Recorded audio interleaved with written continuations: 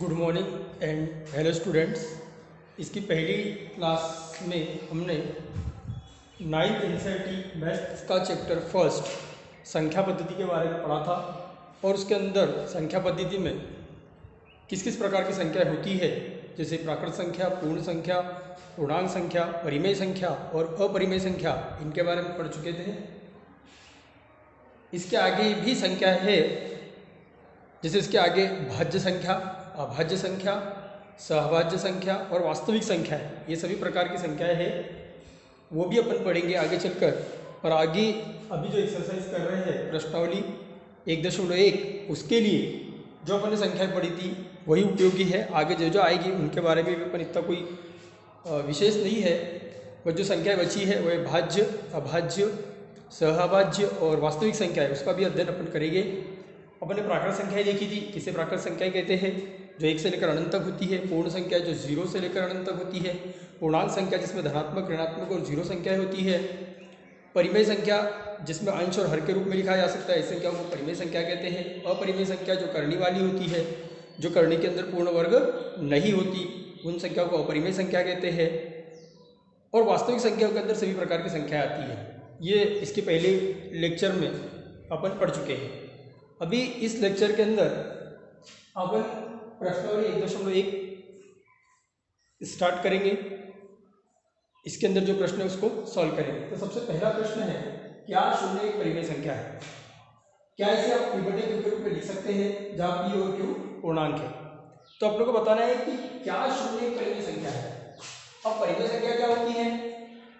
ऐसी संख्या जिसको अपन अंश और हर के रूप में लिख सकते हैं, पर उसका हर कभी भी 0 नहीं होना चाहिए। अंश 0 हो सकता है, ऐसी संख्या को परिमेय संख्या कहते हैं। मान लो कि अपन ने अगर किसी 0 को ऐसा लिख दिया 0 बटे 2, तो इसका मतलब 0 ही है। जब 2 से 0 को भाग देंगे तो आपके पास क्या आएगा?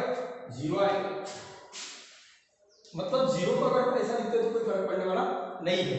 और ऊपर वाला क्या हुआ आपका? अंश हो। नीचे वाला क्या हुआ आपका? हर हो। तो ऐसी संख्या जिसको अंश और हर के रूप में लिख सकते हैं, पर हर 0 नहीं होना चाहिए, अंश 0 हो सकता है, तो ऐसी संख्या को अपन परिमेय संख्या कहते हैं। इसीलिए अपन शून्य को भी परिमेय संख्या बोल सकते हैं, क्योंकि हर 0 नहीं है, अंश 0 हो सकता है। तो इसलिए शून्य क्या है? हाँ, शून्य एक परिमेय संख्या है और इसे हम p बटे q मतलब 0 बटे 2 या 0 बटे 3 या 0 बटे 4 इस रूप में अपन उसको लिख सकते हैं। हर के अंदर कोई भी संख्या अपन लिख सकते हैं। इसलिए इस प्रश्न का उत्तर हुआ कि हाँ, शून्य एक परिमेय संख्या है और इसे हम p बटे q के रूप में लिख सकते हैं। दूसरा प्रश्न आपके पास ये है कि 3 और 4 के बीच में 6 परिमेय संख्या ज्ञात कीजिए। फिर बात हुई परिमेय संख्या किसे कहते हैं? परिमेय संख्या जिसे अंश और हर हो। अब दो संख्याएं थी 3 और 4, इसके बीच में 6 परिमेय संख्या ज्ञात कीजिए। दो संख्याओं के बीच में अनंत संख्या अपन ज्ञात कर सकते हैं, इनफाइनाइट संख्या अपन ज्ञात कर सकते हैं। यहाँ पर अपन को 6 परिमेय संख्या ज्ञात करनी है, तो किस प्रकार ज्ञात करते हैं? अपन ने माना 3 और 4 के बीच में 6 परिमेय संख्या x1, x2, x3, x4, x5 और x6 है। ऐसा अपन ने मान लिया कि 3 और 4 के बीच में 6 परिमेय संख्या है। परिमेय संख्या वो होती है जिसे अंश और हर के रूप में लिखा होता है। इसलिए पहले इन संख्याओं को अपन ने अंश और हर के रूप में लिया। 3 के बटे 1 लिख सकते हैं, 3 बटे 1 मतलब ये एक परिमेय संख्या हो गई। अब जितनी परिमेय संख्या आपको ज्ञात करनी है, ये बात ध्यान रखना, जितनी परिमेय संख्या दो संख्याओं के बीच में ज्ञात करनी है, उसमें एक जोड़कर उस संख्या का अंश और हर में गुणा कर देते हैं। ये 6 परिमेय संख्या ज्ञात करनी है तो 7 का अंश और हर में, अगर 10 परिमेय संख्या ज्ञात करनी है तो उसमें एक जोड़ दो, जितनी परिमेय संख्या 11 का अंश और हर में गुणा। जितनी संख्या ज्ञात करनी है उससे एक बढ़ाकर उस संख्या का अंश और हर में गुणा कर देते हैं, तो अपने को उनके बीच में जितनी परिमेय संख्या है वो अपन ज्ञात कर सकते हैं। जैसे 6 परिमेय संख्या ज्ञात करनी है, 6 परिमेय संख्या ज्ञात करने के लिए अपन ने 6 में 1 जोड़ा तो 7 हो, 7 का गुणा अंश में भी हर में भी, 7 के 21, 7 एकम 7। उसी ढंग से दूसरी संख्या 4, उसको परिमेय संख्या के रूप में लिखा, परिमेय संख्या के रूप में नहीं थी, बटे में लिख लिया। फिर 4 बटे 1, उसमें भी 7 अंश और हर में 7 7 का गुणा, 7 चौक 28 बटे में 7। तो आपको इस बात का ध्यान रखना है कि कितनी परिमेय संख्या ज्ञात करनी है। जितनी परिमेय संख्या ज्ञात करनी है उसमें एक जोड़कर अंश और हर में गुणा करना है। ये हो गया आपका 7 चौक 28 बटे में 7। तो 3 और अतः 3 और 4 के बीच में 6 परिमेय संख्या जो 21 के बाद आएगी आपकी क्या क्या है, 22/7, 23/7, 24/7, 25/7 और 26/7, 27/7। कितनी परिमेय संख्या हुई, 1 2 3 4 5 और 6, ये 6 परिमेय संख्या अपने को ज्ञात करनी है। तो अपने को ये याद रखना है कि जितनी परिमेय संख्या ज्ञात करनी है उसमें एक जोड़कर जो दी गई संख्या है उसके अंश और हर में गुणा कर देते हैं। तो ये 6 परिमेय संख्या हुई 3 और 4 के बीच में। ये प्रश्न क्रमांक 2 का हल है। इसी प्रकार से प्रश्न क्रमांक 3 आपके पास है, इसके प्रश्न इसी प्रकार से आपके पास जो है प्रश्न क्रमांक 3 है। और प्रश्न क्रमांक 3 के अंदर लिखा है 3/5 और 4/5 के बीच में 5 परिमेय संख्या ज्ञात कीजिए। 3/5 और 4/5 के बीच में 5 परिमेय संख्या ज्ञात कीजिए। उसी प्रकार से 3/5 और 4/5 के बीच 5 परिमेय संख्या x1 x2 x3 x4 और x5 है। ये एक विधि है जो इन संख्याओं के बीच में ज्ञात करने के लिए। मैंने पहले ही कहा कि दो संख्याओं के बीच में अनंत संख्याएं हो सकती है और उन सभी संख्याओं को अपन ज्ञात कर सकते हैं, उसकी और भी विधि है।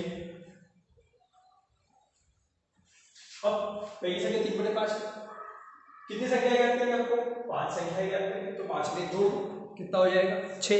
अब 6 उस संख्या के अंश में भी और हर में भी 6 से क्या कर देंगे, गुणा कर देंगे। तो 6 से गुणा करेंगे 3 छंग 18, 5 छंग 30। उसी प्रकार से अगली संख्या 4/5 है, उसके भी अंश और हर में 6 का गुणा कर दिया, 4 छंग 24, 5 छंग 30।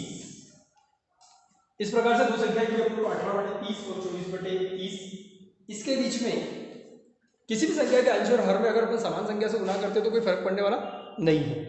जैसे ये 3/5 है तो आपका ये भी 3/5 ही होगा, कोई फर्क नहीं पड़ेगा।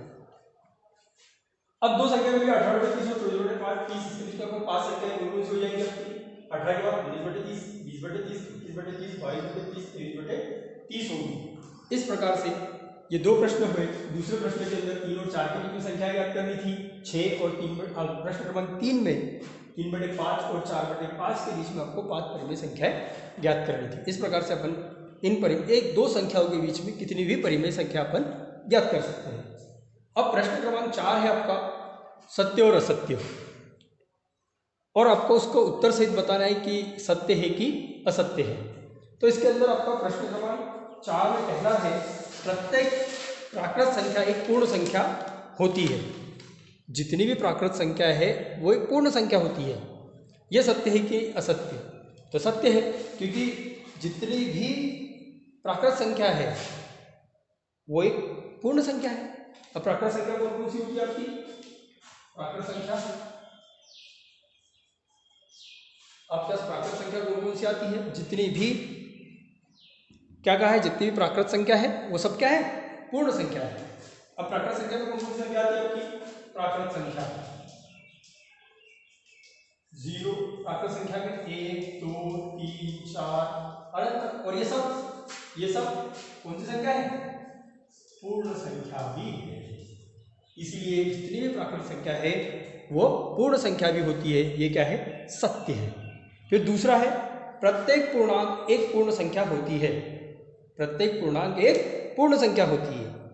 अब पूर्णांक क्या होता है आपके पास? पूर्णांक मतलब वो जिसमें धनात्मक संख्या भी हो, ऋणात्मक संख्या भी हो,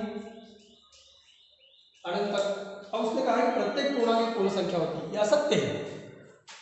असत्य इसलिए है क्योंकि प्रत्येक पूर्णांक जो है एक पूर्ण संख्या नहीं होती, क्योंकि पूर्णांक के अंदर ऋणात्मक संख्या भी आती है, नेगेटिव वाली संख्या भी आती है, माइनस वाली संख्या आती है, पर पूर्ण संख्या के अंदर ऐसी संख्या आती नहीं है। पूर्ण संख्या तो 0 से चालू होती है, उसके अंदर ऋणात्मक संख्या नहीं आती, इसलिए ये क्या है? असत्य है।